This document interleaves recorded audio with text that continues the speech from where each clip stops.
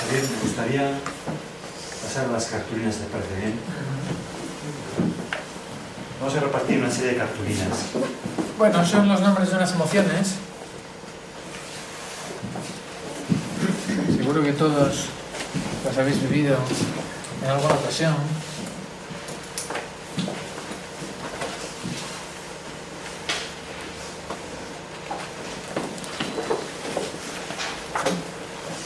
Y luego vamos a pasar también por...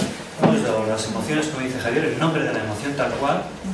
La mitad de las personas tenéis el nombre de la emoción y la otra mitad tiene la función que cumpliría. ¿Qué os vamos a pedir? Un pequeño ejercicio de reflexión. Tendréis que encontrar la pareja. ¿Qué función cumple cada emoción?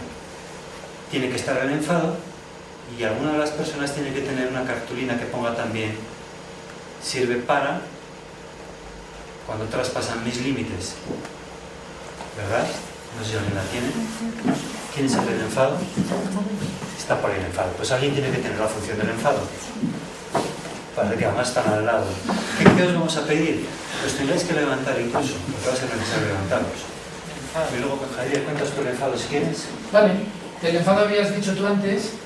El enfado es el guardián de nuestros límites. Cuando alguien traspasa nuestros límites, nos enfadamos. Cuando alguien nos ofende, nos enfadamos. El enfado, como cualquier otra emoción, es necesario. El problema del enfado es lo que hago con él. Si alguien traspasa mis límites, ¿qué voy a hacer para que no los vuelvan a pasar? Si se me va de las manos y agredo a quien me ha traspasado mis límites, entonces el sentimiento se me ha ido. Como función me avisa, cuidado, están pasando tus límites. Si no sintiera enfado, todo el mundo pasaría mis límites y yo no haría nada, no me defendería. Yo a veces lo comparo con un perro que tenemos en la finca. Es quien nos guarda la finca o la casa, nos avisa. Si alguien quiere entrar sin nuestro permiso, el perro ladra. ¿Cuál es el problema del enfado? Si se me escapa el perro y va mordiendo a la gente, incluso si no ha traspasado mis límites. Es necesario y claro, también hay que tenerle sujeto. Javier dice que es de las emociones que más energía aporta a la persona. Sí. Energía física, ¿eh? Sí, energía. Y esa energía física nos permite cambiar lo que no nos gusta. En energía, el enfado está en la máxima cantidad y la tristeza en el mínimo. El sentimiento de la tristeza es el sentimiento que menos energía tiene. Cuando estoy triste estoy completamente decaído, incluso físicamente. Cuando estoy enfadado, completamente. Tenemos allí el dolor, ¿verdad? La pareja del dolor. ¿Lo leo? Sí, por favor. Te avisa que tu cuerpo físico y tu salud corren peligro. También puede decir que hay una herida emocional. Ajá. La herida puede ser física y entonces el dolor es físico en mi cuerpo. La herida puede ser emocional y entonces el dolor es emocional. Ambos dolores, el físico y el emocional, me dicen: cuidado, hay una herida, atiende tu herida. Si yo no sintiera dolor físico, no cuidaría mi cuerpo. Si me hiciera un corte o me diera un golpe y no sintiera dolor, no lo curaría. Con las emociones igual. Si siento un dolor emocional y no lo curo, esa herida no cierra. Por tanto, el dolor me avisa: tienes una herida, cúrala. ¿Nos queda alguna emoción más? El amor, ¿verdad? ¿La pareja del amor? Yo. ¿Qué dice? Dice, conseguir la energía que me mueve y me une a mí, a los demás y a las cosas. O sea, no te faltaba el amor, ¿verdad? No estaba desaparecido para ti. No. Lo pudiste encontrar. Esta emoción también vincula mucho, igual que decíamos antes de la tristeza, nos vincula a nosotros mismos, ¿no? Cuando nos amamos, nos vincula a las demás personas cuando las amamos y nos aman, nos vincula a las cosas. Es una emoción mágica que a la vez también puede traspasar las puertas de lo más horrible. Hay amores, como decimos, que matan y amores que curan. Y muchas de las enfermedades que padecemos también son por amor. Entonces, es una emoción para mí de las más grandiosas y de las que también se puede sufrir. Pero bueno, vamos a aprender a manejarla un poquito más todavía. No tenemos ninguna emoción más, ¿verdad? Sí, miedo. ¿Nos queda alguna? Miedo. Miedo. Ah, nos queda el miedo, hombre. ¿Cómo no? Isabel, ¿qué nos dice el miedo? Te avisa de un peligro cercano. Puede ser real o imaginario. Es necesario para la supervivencia. Qué mala fama tiene el miedo y qué necesario es. Nadie quiere sentir miedo y sin embargo nos sirve para protegernos. Ante un peligro sentimos miedo. Gracias a ese miedo nos protegemos. Si no sintiéramos miedo, no nos protegeríamos y estaríamos expuestos a los peligros. Por tanto, como aviso, bienvenido el miedo que nos dice que estamos expuestos a un peligro.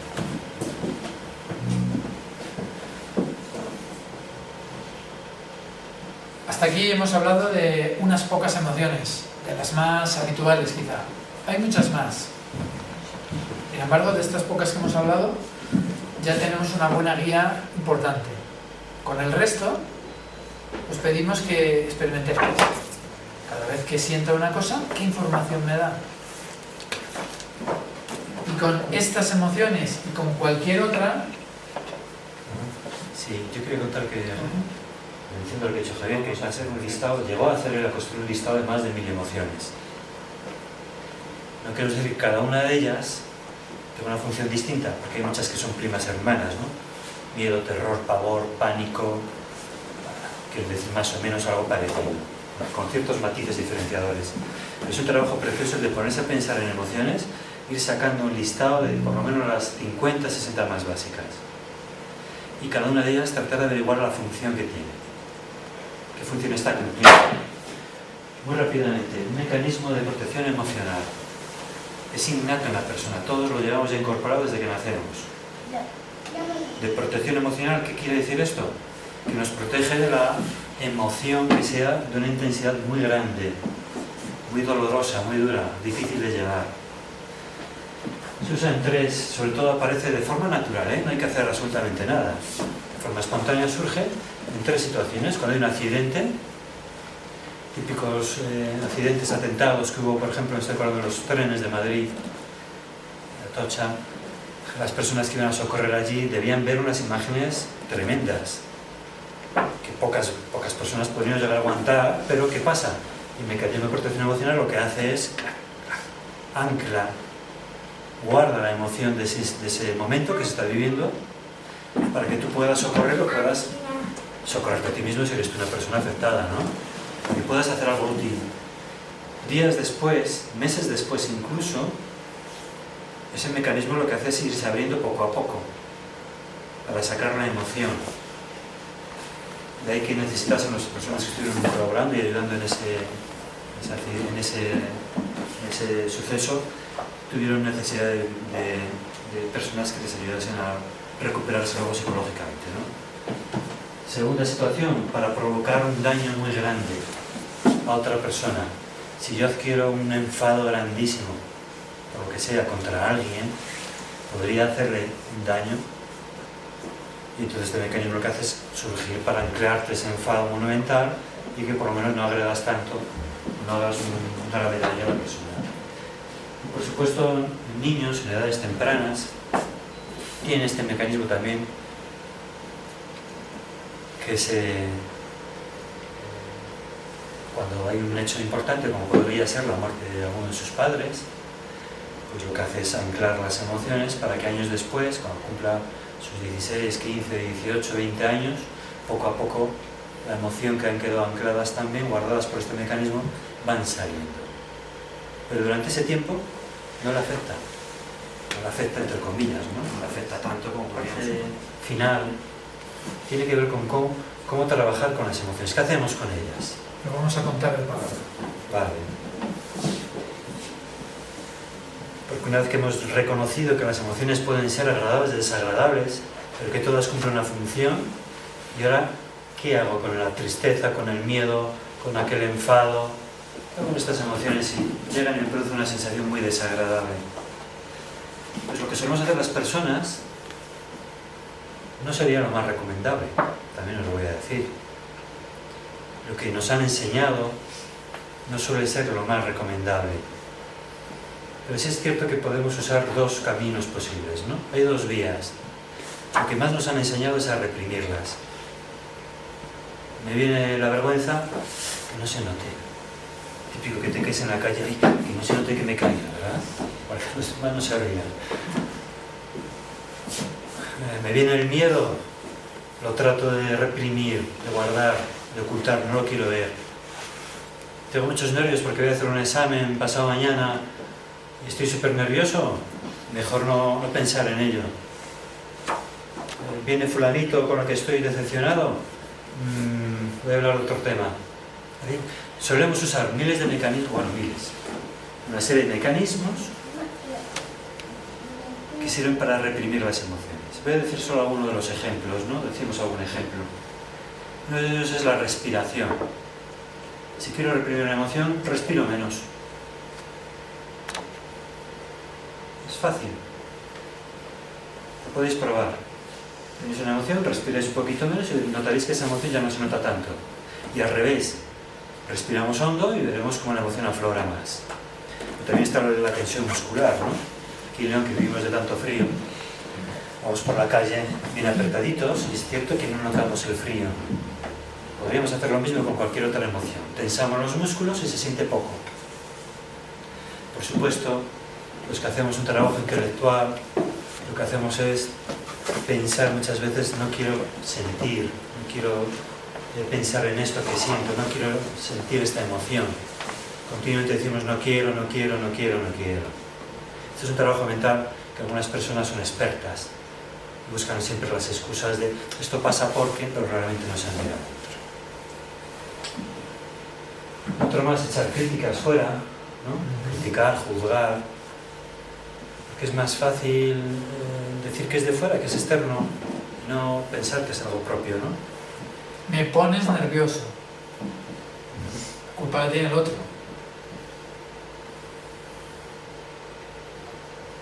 Hay varias maneras más. Pero para nosotros lo principal está en saber cuál sería el camino más acertado para las emociones, que tiene que ser justo hacer lo contrario.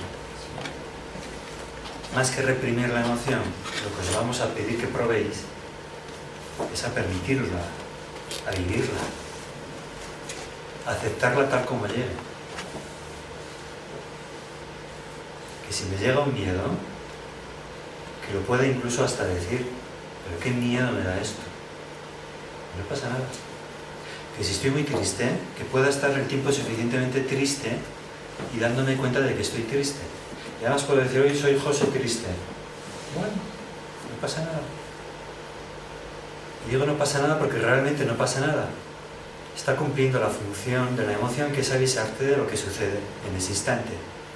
Y gracias a que tú eres consciente de lo que estás sintiendo, puedes hacer algo para cambiar. Y otra de las grandes ventajas de ir por este camino es que es un camino que libera a la emoción. Si yo me la permito y me la acepto, la emoción no tiene que estar insistiendo, como decíamos antes, de la llamada telefónica, de si no cogíamos el teléfono, si no lo descolgamos, vuelven a insistir y vuelven a insistir. La emoción funciona así. Si yo descuelgo, oye, que estás decepcionado, que esperabas esto de tu amigo y no lo ha hecho. En el momento que descuelgo y escucho la información, de inmediato esa emoción desaparece poquito a poco y a veces al instante. La intensidad disminuye en una gran cantidad. Nosotros hablamos, ya tenemos que ir acabando, ¿verdad? Nos quedan 4 o 5 minutines. Nosotros hablamos de algunos ejercicios, uno de ellos que es el que decimos de la capa de las cebollas, ¿no? Las capas de la cebolla, que consiste en ir quitando emociones que ya están guardadas ahí desde hace mucho tiempo, y cómo llegar a una, que era la primaria, que se reprimió de tal manera que estaba oculta, pero ahí está. Se posaron otras, pero ahí está, y sigue estando, ¿eh? Nosotros lo llamamos bolas emocionales. Y también hay personas que tienen emociones que fueron las primeras, que vivió, que las reprimió y se convierten en emociones no sanas. Y a veces surge de nuevo esa emoción sin necesidad que tuviese que surgir ahí. Simplemente te acuestas y de repente sientes lo mismo que hubieras sentido en aquella ocasión que lo viviste. Lo revives tal cual. Y tienes aquel mismo miedo, tienes aquella misma vergüenza. Esto hemos escuchado muchos casos de cuando eran niños y les sacaron a la encerada, ¿verdad? Y allí les humillaron, se sintieron humillados, se sintieron avergonzados. Pasan años y la persona sigue hablando y sigue sintiendo lo mismo que vivió o revivió en aquel momento. También se puede trabajar. En plan recopilación, algunas de las ideas que hemos dicho, si podéis tomar un papel y un boli, a partir de hoy, no es necesario que sea ahora, y anotad de vez en cuando algunas emociones que sintáis. Crearos una lista de nombres de las emociones más habituales que sentís. Cuando sintáis una, no la juzguéis. Antes de decir si es buena o mala, sentidla. Permitiros esa emoción. Otro paso sería recoger la información. ¿De qué me avisa esta emoción? ¿Qué me quiere decir? ¿Para qué estoy nervioso? ¿Para qué tengo miedo? ¿Para qué estoy enfadado? ¿Para qué estoy triste? ¿Qué me dice esa emoción? Y el cuarto paso, aceptar esas emociones. Cuando tomamos la información de esa emoción, nos situamos de nuevo en la realidad. Porque las emociones nos dicen cómo estamos en relación con la realidad. Si he perdido algo o alguien, estoy triste. Esa es la realidad. Si niego mi tristeza, me salgo de la realidad. Esta es la coherencia de la que hablaba el título de esta conferencia. Las emociones pueden ser el mejor mapa para la razón, porque es la mejor guía que podemos tener. Y existen desde hace millones de años en los reptiles, que es el cerebro reptiliano que hemos heredado, y luego el de los mamíferos, el límbico. Y el último, en las nuevas cortezas, están los tres conectados. Y nosotros podemos conseguir la coherencia o el equilibrio entre los tres para conseguir un mejor camino, la meta que cada uno desee. Antes de terminar, me gustaría preguntarles, pero para no echar tiempo, una palabra sola. A lo mejor nos echa la bronca que está el director presente. Una sola palabra. ¿Y qué palabra va a ser? Una emoción. La que sentís justo ahora. La realidad Justo en este momento. Y voy a empezar por allí. ¿Qué sientes ahora mismo? Solo una palabra, ¿eh? Satisfecha, de verdad. Ah, muchas gracias. Y aún más atrás.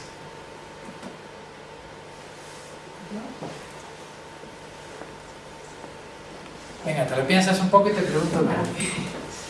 Tranquilidad. Gracias. Sí, Alegría. vale. Y para adelante. Cansancio. Gracias. Coherencia. Gracias. Sí, tranquilidad. Gracias. Pues gratitud por lo que nos habéis enseñado. No, una sola. Gracias. Orgullosa. Gracias. Inquietud por saber más. Ah, Vale. Bienestar. Gracias. bonito. Tranquilidad. Ujú. Alegría. Ujú. ¿Yo? Sí. Confusión. Ajá. Es buena la confesión. Reconfortado. Gracias. Pena que sacar ya. Gracias. Gracias. ¿Lo has pensado? Muy bien. Yo estoy satisfecho. Yo también estoy consciente, a ti en concreto, que es el que da permiso, a vosotros, al resto del público, por venir, a la biblioteca que nos ha dejado el espacio. Nada, encantados de haber podido desarrollar este trabajo, Javier y yo, que nos encanta con vosotros. ¿De acuerdo? Muchas gracias a todos.